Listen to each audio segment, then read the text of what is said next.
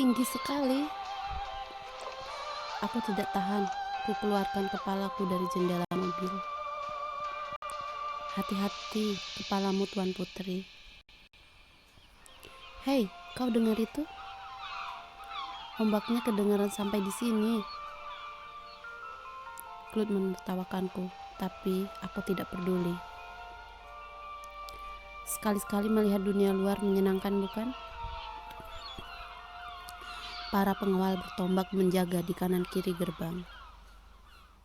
Di atas kepala mereka panji-panji merah dan putih berkibar dihembus angin laut. Bawang dan panji putih, bawang putih.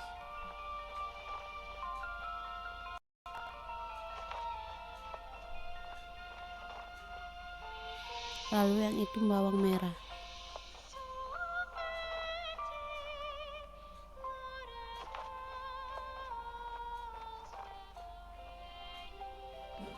Mereka bawang putih dan bawang merah. Bagaimana menurutmu? Hah? Apa? Aku terlalu terpukau sampai lupa kalau aku sedang bersama Claude. Aku tadi bertanya, apa kamu suka perjalanan pertama ini? Tentu. Aku takut kamu bosan. Sama sekali enggak.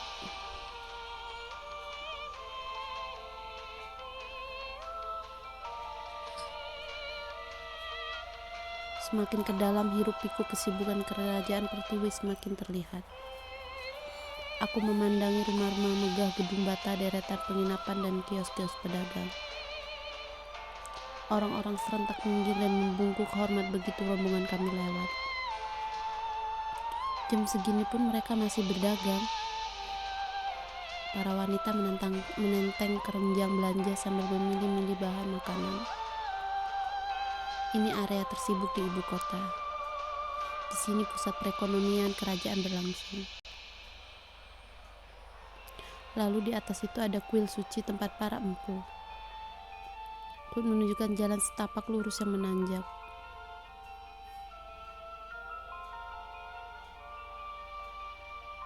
Lewat dari pasar, perkataanku selanjutnya cuma lewat di telingaku. Aku teringat lagi pada janji itu. Bukannya bawang putih dan bawang merah itu anak perempuan. Ini malah jadi seperti cerita yang mau dipantaskan Noah. Kalau aku masih hidup, pasti sekarang aku sedang menonton Noah pantas. Kali ini apa kamu pikirkan, Tiara? Maaf, terlihat jelas sekali ya. Untuk seorang putri keluarga Ningrat, ekspresimu jelas sekali.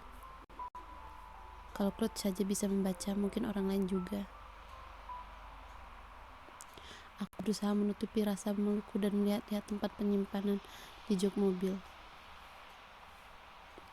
Buku cerita cinta. Hei, kembalikan. Claude langsung berebut buku yang kutemukan, tapi aku lebih dulu menyembunyikan di balik punggungku. Apa ini punyamu? Wah, ternyata seorang pangeran bersenang-senang dengan membaca cerita cinta. Bukan begitu, aku cuma penasaran. Ini pertama kalinya aku membaca buku seperti itu. Nggak apa-apa kok.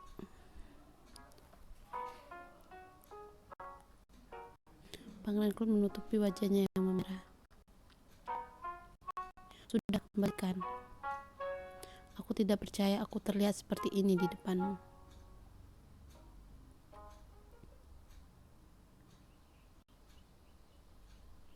Mobilku sampai di depan rumah Mahapati. Rumahnya besar sekali. Rasanya aku harus membungkuk hormat pada rumah ini. Seorang pelayan membukakan pintu untukku. Aku sudah akan turun tapi Claude menahanku. Dia lalu keluar lebih dulu dan berjalan di sisiku. Biar ku bantu.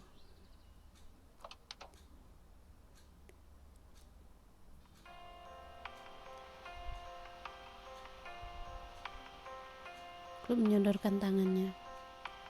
Semilir angin menyapa rambut dan jubahnya.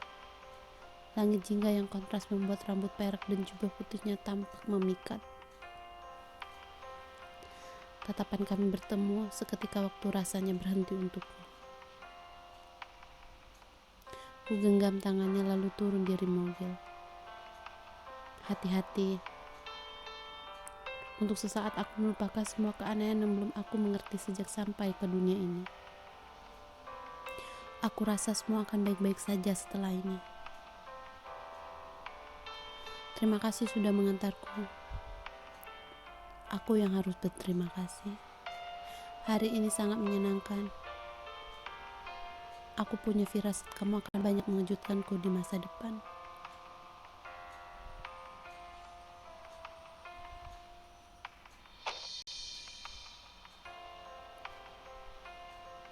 Aku menunggu sampai mobilku keluar gerbang.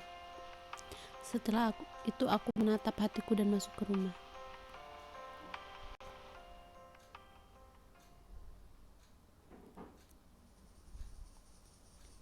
Ganti baju dulu, Nona. Sebentar lagi makan malam.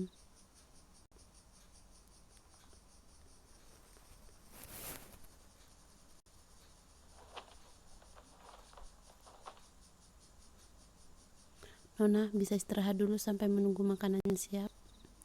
Saya ambil minum hangat untuk dulu. Sebelum menutup pintu, Mbok Rara menoleh padaku. Nona, saya senang Anda selamat. Rasanya Mbok Rara bisa kupercaya di dunia ini. Meskipun begitu, bagaimanapun aku tetap merasa asing. Aku bahkan bukan bagian dari dunia ini. Sudah sampai rumah? Baru sampai. Jaga kesehatanmu, jangan sakit. Nanti aku akan ke rumah. Ada beberapa hal yang harus kutanyakan soal kejadian di Telaga. Kenapa Putri Mahapati sudah punya nomor Li? Aku gak tahu apapun soal kehidupan si Putri Mahapati ini. Ini semua gara-gara kucing aneh itu. Apa ada cara untuk menemuinya dan minta penjelasan? Aku harus bagaimana?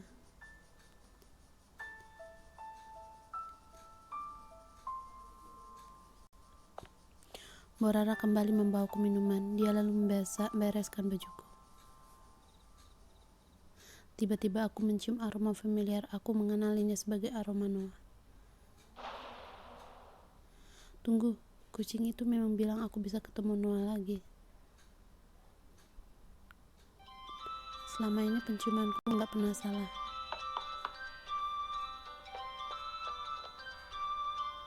Aku beralih menuju pintu. Noah, ini Noah.